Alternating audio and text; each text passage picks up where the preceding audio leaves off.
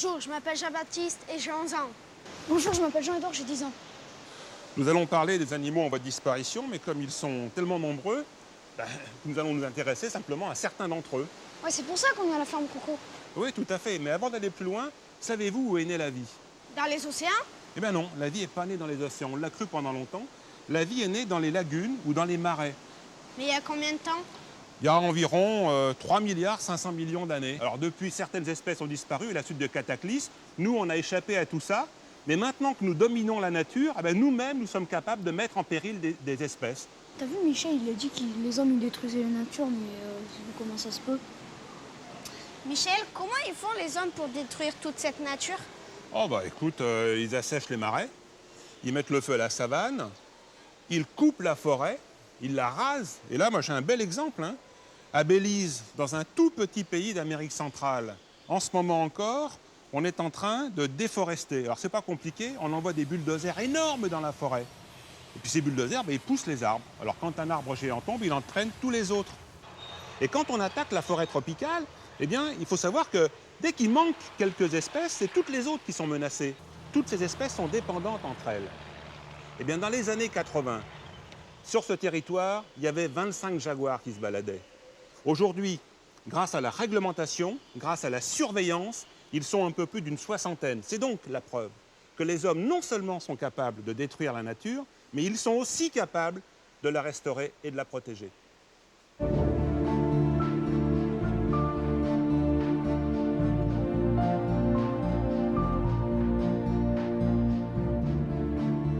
Michel, regarde, ce sont des crocodiles du Nil. Il y en a même un qui te regarde. Il arrête pas manger celui-là. Ouais, même qu'il y a 300 femelles pour 30 mâles, tu te rends compte? Parce que s'il y avait plus de mâles, eh ben, ils se castagneraient trop souvent pour constituer leur harem. Et quand ils se battent, en réalité, ils s'impressionnent, ils donnent des grands coups dans l'eau avec leur queue, avec leur tête. Ils font fuir les plus jeunes. Ce sont des animaux préhistoriques, hein, ce sont de véritables fossiles vivants. Ils ont réussi à franchir des millions d'années en s'adaptant progressivement à leur milieu qui change aussi au fil du temps. Alors beaucoup des crocodiles sont sur le fil du rasoir. Les crocodiles du Nil s'en sortent à peu près bien. Mais il y a d'autres crocodiliens dans le monde qui ont beaucoup moins de chance, comme par exemple un gavial qu'on trouve au Népal. Celui-là, on peut quasiment dire qu'il est en voie de disparition.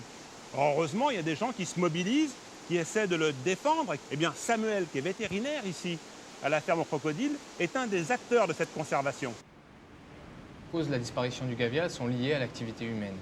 C'est l'aménagement des rivières, d'une part, c'est la compétition avec l'homme pour le poisson, puisque toutes les rivières où ils vivent sont pêchées. Ça va être aussi la pollution, donc toujours lié à l'activité humaine. Alors, dans ces conditions-là, comment intervenir pour les préserver? On a plusieurs façons d'intervenir. D'une part, on peut, et c'est ce qui a été fait au Népal, mettre en place des élevages conservatoires. C'est-à-dire qu'on va essayer de garder la souche de gavial local, essayer de la multiplier. C'est ce qui est fait, où les Népalais vont prélever des œufs dans la nature, où ils font incuber les œufs, ils font naître des jeunes qu'ils élèvent pendant 3 ou 4 ans, et ensuite ils sont relâchés dans les rivières pour pouvoir soutenir les populations sauvages. Et ceux qui sont relâchés, parce que peut-être que vous en relâcherez un jour, forcément ces animaux-là vont retrouver les mêmes milieux, les mêmes conditions de vie. Oui, mais alors justement, c'est là où on est allé un petit peu plus loin, et dernièrement, là, avec des biologistes de Lyon, on a équipé des gavials relâchés à l'aide de radioémetteurs pour essayer de comprendre, pour pouvoir suivre leur déplacement d'une part, ce qui permettra de comprendre leur biologie, la façon dont ils utilisent l'espace, et ensuite d'en tirer un certain nombre de conclusions qui vont amener à la réalisation, à la mise en place de lois, de règlements ou de campagnes de sensibilisation vis-à-vis des populations locales ou de toutes choses comme ça qui permettront d'augmenter l'efficacité de cet élevage et de ces mesures de conservation. Mais pourquoi ont-ils le museau aussi fin? Alors les gavials ont un museau très fin, essentiellement parce que ce sont des animaux qui mangent du poisson et que du poisson. Et leur museau est un petit peu comme une canne à pêche, leur permet dans l'eau d'attraper les poissons qui passent à proximité. Et combien ils ont dedans? Tu as de la chance, je le sais exactement pour cette espèce, puisque c'est celle qui en a le plus. Ils ont 108 dents. C'est beaucoup, hein?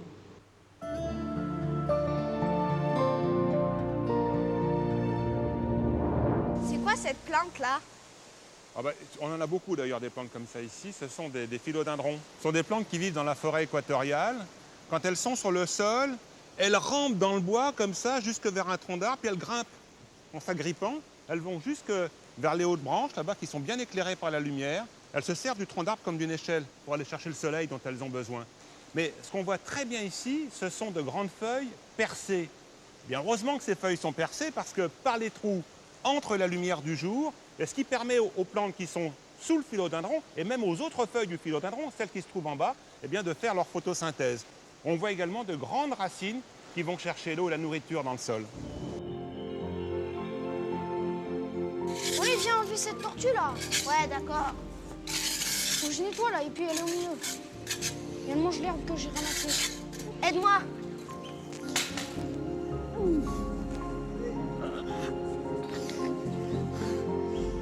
C'est vrai qu'elle est lourde. Oh, on l'a bougé un tout petit peu. J'ai mon doigt quoi, cette souris. Aïe, aïe, aïe. Tu arrives? Ouais. Ouais, c'est pas mal. Ça ressemble à une tortue. D'où est-ce qu'elles viennent, d'ailleurs, ces tortues? Des Seychelles?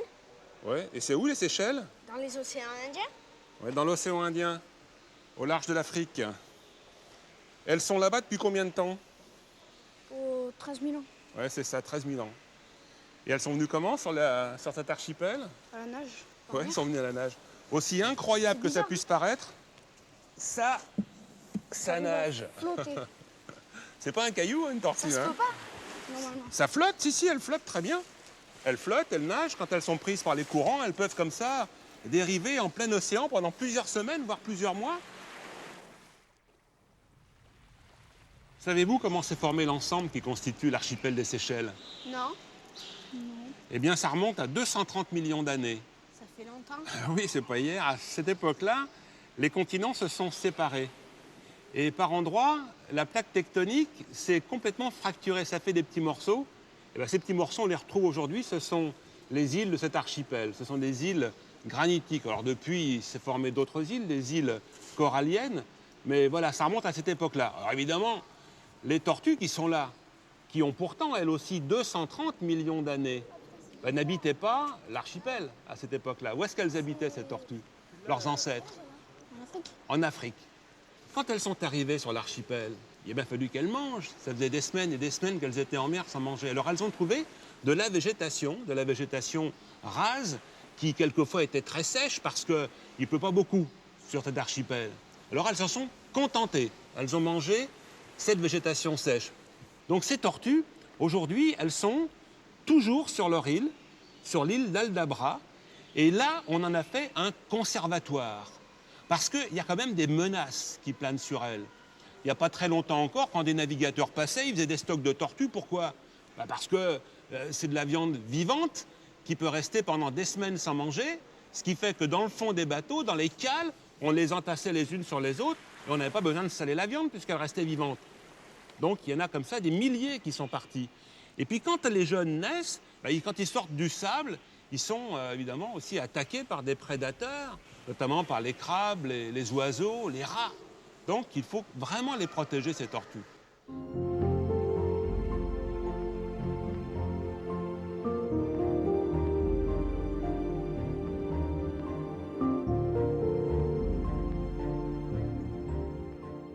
Vous n'aviez jamais approché les crocodiles du Nil à ce point? Non. Vous savez que tous les animaux, y compris les hommes, ont un territoire de sécurité. Ici, tout se passe bien. Si on approche trop près, on le met en danger, il se rebiffe. Et là, effectivement, nous, on est embêtés parce qu'on ne sait plus comment faire. Donc il faut respecter ce territoire de sécurité dans la nature. Alors j'ai envie quand même de vous poser une question. On l'appelle crocodile du Nil, mais est-ce qu'on le trouve ailleurs que sur les bords du Nil en Afrique? Oui. On le trouve effectivement ailleurs. Pourquoi? Parce que déjà sur le Nil, il a été abondamment chassé. On ne le trouve plus dans l'estuaire, on ne le trouve plus tout à fait dans le nord du Nil. Mais à l'époque où ils étaient très nombreux, il y a quelques milliers d'années de ça, eh bien, l'Afrique était très humide. Il y avait beaucoup de rivières, beaucoup de fleuves, beaucoup de lacs, et tout ça, ça se maillait. Et comme les crocodiles ont besoin d'eau pour vivre, eh bien, ils remontaient toutes ces rivières, ils changeaient de lit de rivière, ils passaient de lac en lac. Donc ils se sont étendus dans une grande partie de l'Afrique. Et aujourd'hui, on en trouve encore, heureusement, dans certains endroits. Et comme tous les crocodiliens, bah, ils sont menacés. Et d'après vous, pourquoi est-ce qu'ils sont menacés? Pourquoi ils sont en danger? Pour leur peau. Parce qu'il y en a presque plus et que les hommes continuent à les chasser pour faire des sacs. Voilà, ouais, Avec ils font leur des peau. sacs, ils les tuent pour la peau, ils les tuent pour la chair, ils récoltent les œufs pour les manger. Donc eh ben, ces crocodiles, qui semblent ici effectivement très nombreux, ben, dans la nature, il y a beaucoup d'endroits où on n'en trouve plus parce qu'ils ont été effectivement exterminés par les hommes. Là, il y en a un qui bouge, là, on va le voir d'ailleurs. Tu vois, il vient nous rendre visite là. Écarte-toi un petit peu, non c'est bon, voilà. Hop, tu viens par là.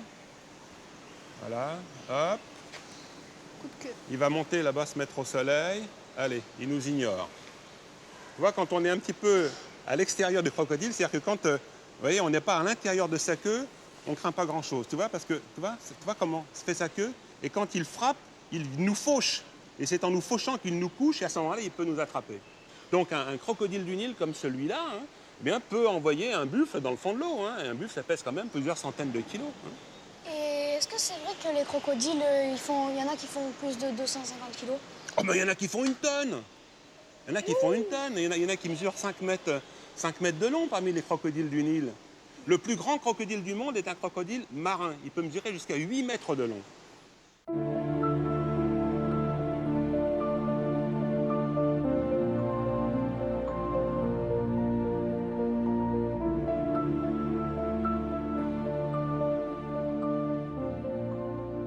Et voilà. Oh, dis donc. On a de la chance d'être là quand même. Hein? Ouais. Et ça permet quand même de les voir autrement. Quand on les regarde comme ça, on se rend bien compte que ce sont des animaux amphibies. Leur forme est en fuseau pour rentrer dans l'eau, pour glisser dans l'eau. Alors on voit bien aussi que les pattes arrière sont palmées. Ils s'en servent pour pousser sur l'eau. Hein? Eux, ils ne poussent pas sur l'air comme les oiseaux, ils ne poussent pas sur le sol comme nous quand nous marchons, ils poussent sur l'eau. Mais en même temps, ils ont une queue tout à fait particulière, ils s'en servent comme d'une godille. C'est la queue qui les propulse aussi dans l'eau, comme ça. Alors ça fait un geste très gracieux, ça fait un mouvement qui est très très beau. Et quand on a la chance d'être sous l'eau en tant que des crocodiles, on voit ce mouvement-là ondulatoire, c'est vraiment extraordinaire. C'est une véritable exécution de danse classique, tellement c'est beau. C'est vrai que c'est très élégant un crocodile. Mais il faut pas se fier aux apparences comme ça, parce que ici même, dans la ferme aux crocos, il y a des accouplements, il y a des moments de reproduction. Et quand les femelles pondent les œufs dans le sable, eh bien, elles s'en écartent jamais complètement parce que, bien que l'incubation des œufs soit naturelle, c'est la température du sol qui va permettre aux œufs d'arriver à terme. Mais la femelle s'en écarte jamais, elle est là, elle veille. Et si jamais on approche d'un nid, là, elle nous fonce dessus. Et quand les œufs sont prêts d'éclore, quand les jeunes sont prêts à éclore, eh bien, à l'intérieur de l'œuf, ils émettent un petit son que perçoivent les femelles, hein, leur mère, et quelquefois, elle vient les aider à naître en attaquant la coquille, en brisant la coquille.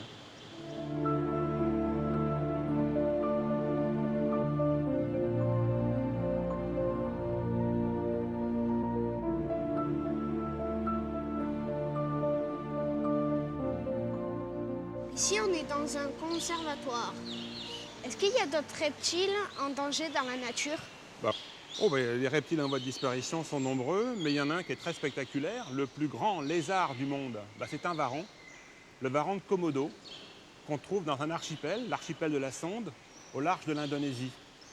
C'est un animal qui est très impressionnant parce que il est grand, il est gros, il peut mesurer 3 mètres de long, hein, c'est quand même une grosse bête.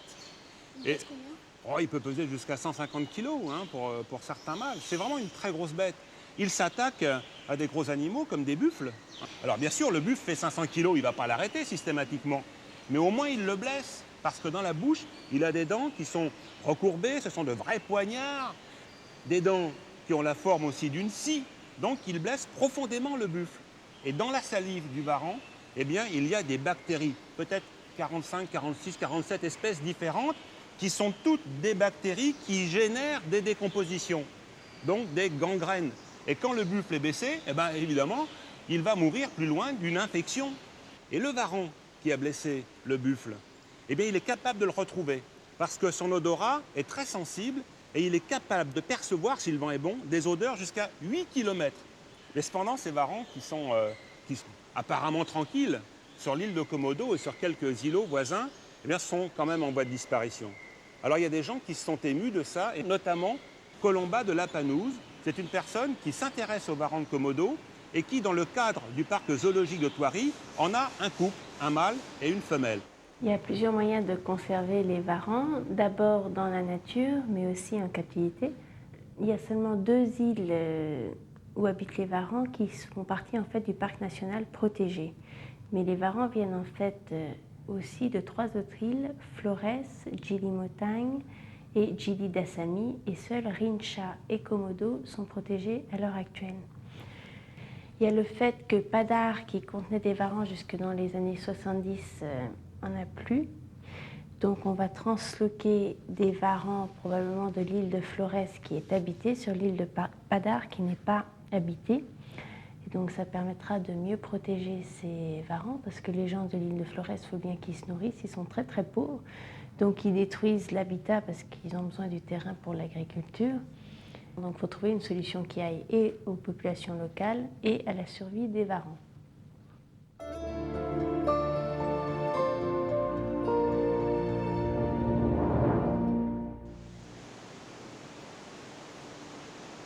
Ça, c'est des faux gavials. Ouais, ce sont des crocodiliens qui vivent dans des forêts galeries, dans des forêts profondes.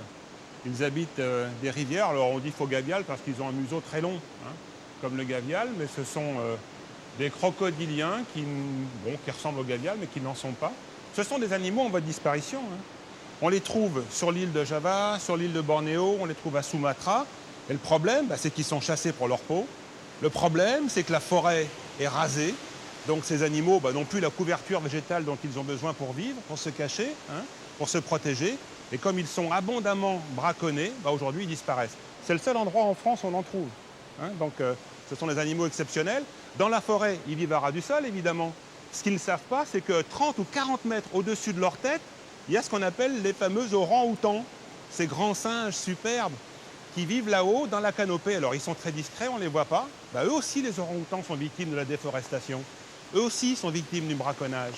Alors ce qui a poussé, ce qui a obligé un certain nombre de gens, hein, des scientifiques, des amateurs éclairés, de mettre en place des conservatoires. Ce qui fait qu'aujourd'hui, à Bornéo, dans des lieux qui sont protégés, on va recueillir des bébés orang-outans parce que la mère a été tuée par des braconniers ou parce que la mère a été blessée, etc. On récupère les jeunes et on les propose à d'autres femelles. Mais ce qu'il faut savoir aussi, c'est que ces orang-outans ont des comportements assez étranges. Ils ont toujours fasciné les hommes. Par exemple, quand arrive la période de mousson, quand il pleut très fort, ils s'abritent de la pluie, ils vont cueillir des branches, ils les disposent au-dessus de leur tête comme de véritables parapluies. Et Michel, c'est quoi l'animal le plus menacé sur cette planète? Alors malheureusement, la liste est longue, mais en tout cas, il y a un animal qui est le symbole de la protection de la nature. Lui-même est menacé, c'est le grand panda. Vous l'avez déjà vu? C'est un ours en fait, le grand panda. Hein, il appartient à la famille des ours. Son pelage est blanc et noir, il est magnifique.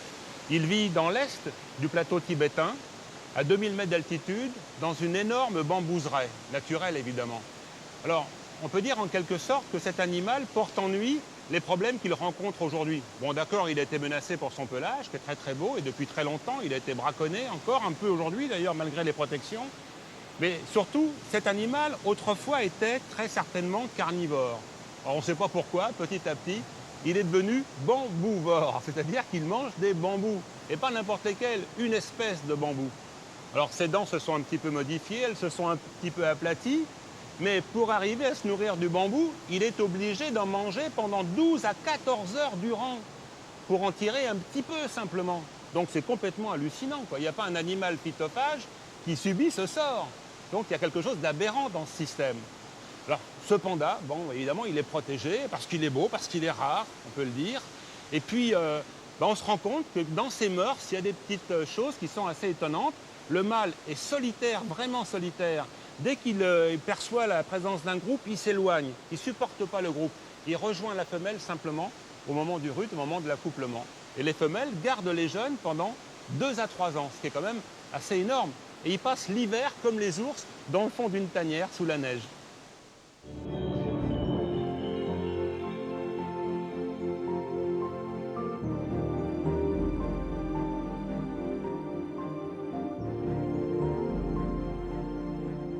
Ah, c'est fatigant tes aventures. Il faut dire qu'on a beaucoup voyagé aujourd'hui. Ouais. En France, est-ce qu'il y a des animaux protégés? Oui, la liste est longue. Déjà, il y a tous les reptiles de protégés. On n'a même pas le droit de mettre une vipère dans le coffre de sa voiture. Certains mammifères sont protégés. Le loup est protégé, le lynx, l'ours, le phoque est protégé. Puis il y a des petites bestioles de protégées aussi. Vous en connaissez certaines? Des papillons? Des coccinelles? Oui, certains papillons, les coccinelles, les bêtes à bon Dieu, sont protégées parce qu'elles sont très utiles. Elles nous débarrassent des pucerons. Et puis il y a des animaux tout petits, rikiki, qui vivent aussi dans le bois, qui sont protégés. Je pense aux fourmis des bois. Vous savez, ces fourmis qui fabriquent des fourmilières qui ont la forme de dôme. Alors on va trouver un dôme ici, un dôme un peu plus loin. On a l'impression de rencontrer plusieurs fourmilières. En réalité, ce n'est pas du tout le cas. La fourmilière peut faire 1 hectare, 2 hectares. On en connaît qui font 4 hectares. Et tous ces dômes sont reliés entre eux par des petits chemins. Eh bien, ces fourmis des bois nous sont très utiles. Elles nous débarrassent des insectes ravageurs. Elles protègent nos cultures. Alors, il est absolument interdit de prendre un bâton et de détruire les dômes des fourmis des bois.